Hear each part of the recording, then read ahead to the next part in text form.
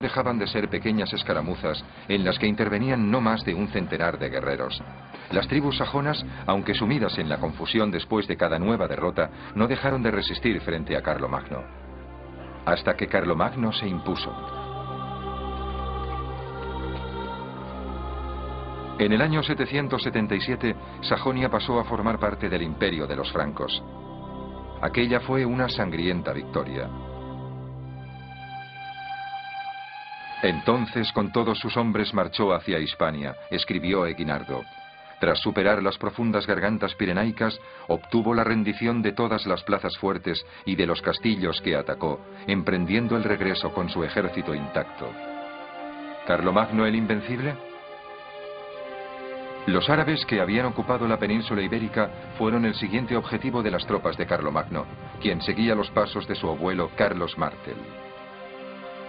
Pero el Invencible sufrió varias derrotas y reveses del destino. El asedio de Zaragoza fracasó. En el campamento, uno de sus hijos gemelos recién nacidos murió. Por último, su retaguardia cayó víctima de una emboscada en el paso de Roncesvalles. Los hombres de Carlomagno fueron masacrados.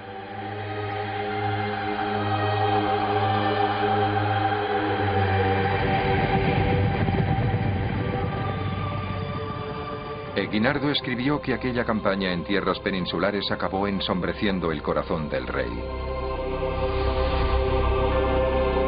¿Carnicero de los sajones?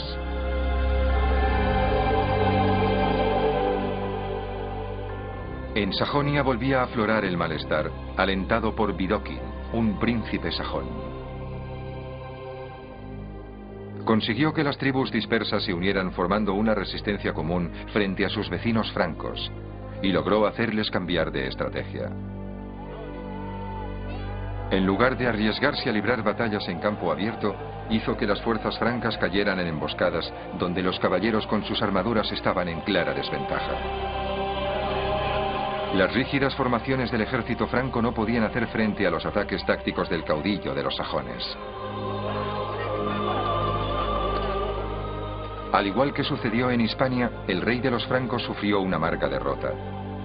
Sus generales cayeron y la reputación de príncipe guerrero parecía arruinada. Carlomagno vivía sus días más sombríos. ¿Se trataba de un abrupto final para su meteórico ascenso? Aquellos lóbregos pensamientos y sensaciones le llevaron a cometer una atrocidad. En Verden, a orillas del río Aller, se cobró una sangrienta venganza. Según las crónicas, mandó decapitar a 4.500 prisioneros sajones. Cuentan que el río bajaba enrojecido con su sangre.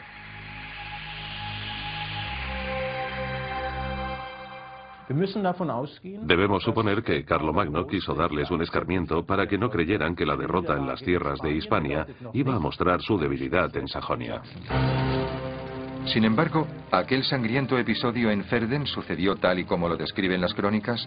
Eguinardo no hace mención alguna a aquella sangrienta gesta, solo habla de las deportaciones. Unos 10.000 sajones fueron expulsados. ¿Era aquel el lado cruel del rey de los francos? En el siglo XX los nazis presentaron a Carlomagno como un traidor a la raza germánica, como el carnicero de los sajones. Para los nazis, los sajones personificaban la raza germana por excelencia, y Carlomagno era presentado como alguien que quiso subyugarlos en nombre del cristianismo. En cierto momento de la guerra contra los sajones, Carlomagno ordenó una ejecución en masa, y de ahí surgió la idea de que fue el carnicero de los sajones. Pero no es más que una pérfida distorsión de la figura del rey de los francos.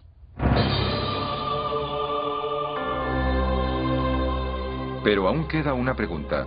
¿Por qué apenas un siglo después de ser derrotados, los sajones rindieron culto como a un santo a aquel que había sido su mayor enemigo y adversario? Las batallas más encarnizadas iban precedidas de oraciones en los campamentos. Las victorias eran seguidas por bautismos en masa, unas ceremonias y ritos que cautivaban a los paganos que acababan de ser bautizados. Y en medio de todo aquello se erguía el vencedor, cuya estatura les sacaba una cabeza de ventaja aún al más alto de entre ellos. Todo eso hizo de Carlomagno un ídolo, incluso para los que fueron sus enemigos.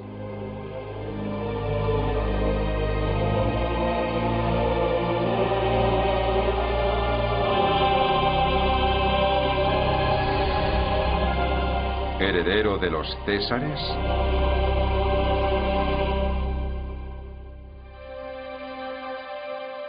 Eguinardo dijo de Carlomagno que su mayor deseo era restituir a la ciudad de Roma su antigua gloria. ¿Quería subir al trono de los Césares? ¿Resucitar la idea del emperador Dios? Con la caída del Imperio Romano 3 siglos y medio antes, la antigua Roma quedó en ruinas. La urbe, antaño espléndida, en la cual habían llegado a vivir más de 1 millón de habitantes, fue saqueada por las tribus germánicas. En aquella solo vivían entre 20 y 30.000 almas, la ciudad que antaño había regido los destinos del mundo. Los romanos utilizaban las ruinas como cantera, y aún así, la ciudad dejó una impronta duradera en el rey de los francos. En todo el norte de Europa no había nada comparable a Roma.